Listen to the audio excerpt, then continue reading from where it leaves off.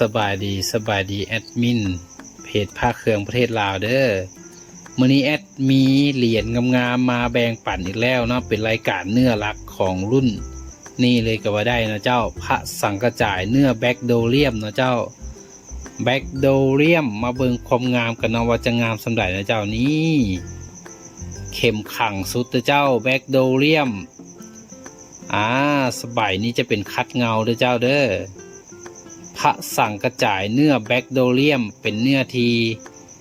คลาสสิกเนาะงามแบบเรียบๆนะเจ้า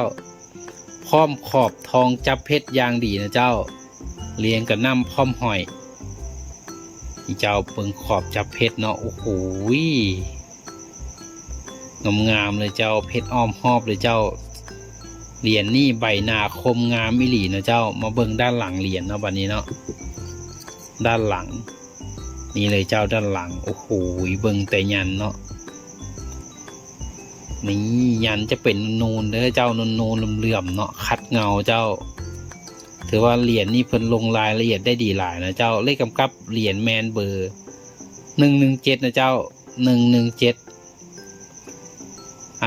ด้านนี้จะตอกยันนะมหาเศรษฐีเนาะยันนะมหาเศรษฐี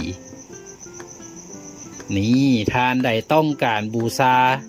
แมนทักเข้ามาขอความหรือเบอร์วัดแอปในหน้าเพจเลยเด้อเจ้า